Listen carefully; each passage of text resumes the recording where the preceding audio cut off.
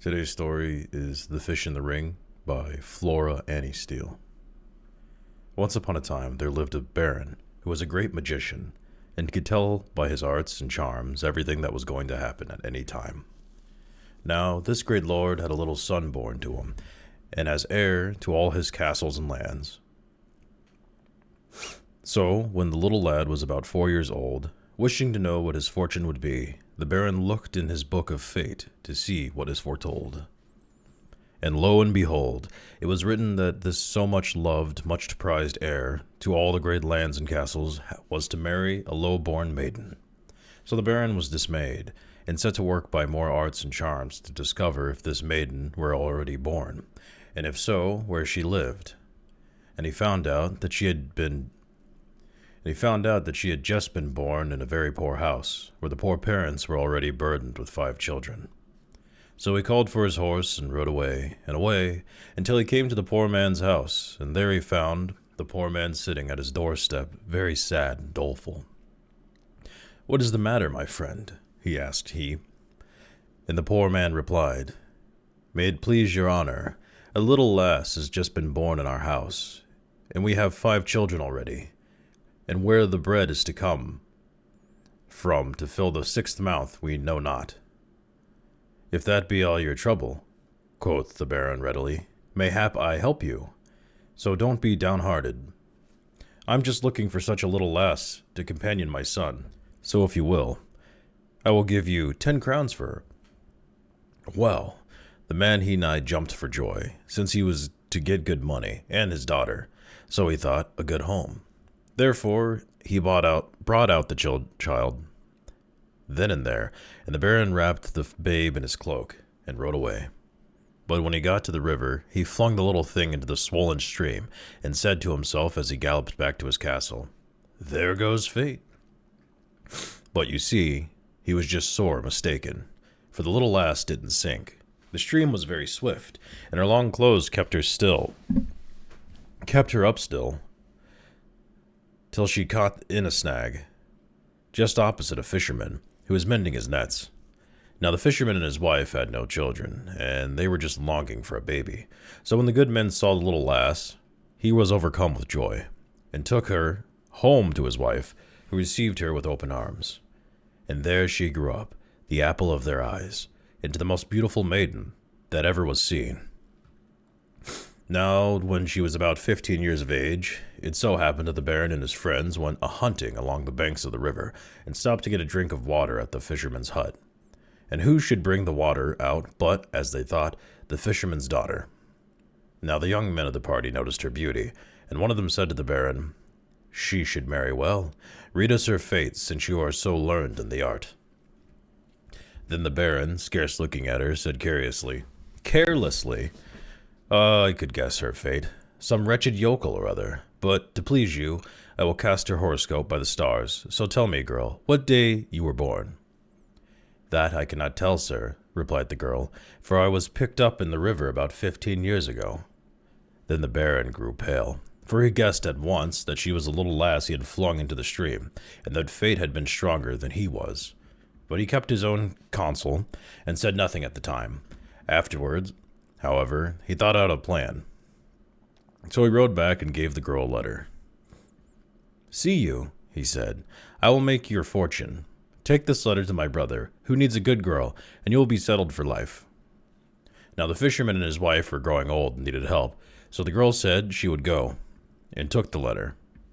And the baron rode back to his castle, saying to himself once more, "There goes fate."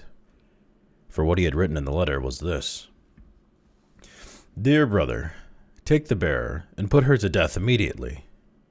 But once again he was sore mistaken, since on the way to the town where the brother lived, the girl had stopped the night in a little inn.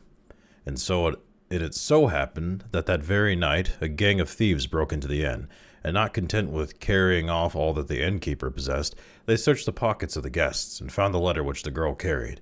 And when they read it, they agreed that it was a mean trick and a shame. So their captain sat down, and taking pen and paper wrote instead, "Dear brother, take the bearer and marry her to my son, without delay." Then, after putting the note into the envelope, and sealing it up, They gave it to the girl and bade her go on her way. So when she arrived at the brother's castle, though rather surprised, he gave orders for a wedding feast to be prepared. And the baron's son, who was staying with his uncle, seeing the girl's great beauty, was nothing loth. So they were fast wedded. Well, when the news was brought to the baron, he was nigh beside himself, but he was determined not to be done by fate. So he rode post-haste to his brothers and pretended to be quite pleased. And then one day, when no one was nigh, he asked the young bride to come for a walk with him, and when they were close to some cliffs, seized hold of her, and was for throwing her over into the sea, but she begged hard for her life. "It is not my fault," she said. "I have done nothing. It is fate. But if you will spare my life, I will promise that I will fight against fate also. I will never see you or your son again until you desire it. That will be safer for you, since, see you, the sea may preserve me as the river did." Well, the baron agreed to this. So he took off his gold ring from his finger and flung it over the cliffs into the sea and said, "Never dare show me your face again, till you can show me the ring likewise." And with that, he let her go. Well, the girl wandered on, and she wandered on, until she came to a nobleman's castle, and there, as they needed a kitchen girl, she engaged as a scullion, since she had been used to such work in the fisherman's hut. Now one day, as she was cleaning a big fish, she looked out into the kitchen window. She looked out of the kitchen window, and who should she see driving up to dinner but the baron and his young son, her husband. At first she thought that, to keep her promise, she must run away, but afterwards she remembered that they would not see her in the kitchen, so she went on with cleaning the big fish. And lo and behold, she saw something shine in its inside, and there, sure enough, was the baron's ring. She was glad enough to see it, I can tell you, so she slipped it onto her thumb. But she went on with her work, and dressed the fish as nicely as ever she could, and served it up as pretty as may be, with parsley sauce and butter. Man, I'm hungry. Well, when it came to the table, the guests liked it so well that they asked the host who cooked it, and he called to his servants, "Send up the cook who cooked that fine fish, that she may get her reward." Well, when the girl heard she was wanted, she made herself ready, and with the gold ring on her thumb, went boldly into the dining hall. And all the guests, when they saw her, were struck dumb by her wonderful beauty, and the young husband started up gladly. But the baron, recognizing her, jumped up angrily, and looked as if he would kill her. So without one word, the girl held up her hand before his face, and the gold ring shone and glittered on it. And she went straight up to the baron, and laid her hand with the ring on it before him on the table. Then the baron understood that fate had been too strong for him. So he took her by the hand, and placing her beside him, turned to the guests and said, "This is my son's wife. Let us drink a toast in her honor." And after dinner, he took her and his son home to his castle, where they all lived as happy as could be ever afterwards. I like that little happy as could be. Have a good one.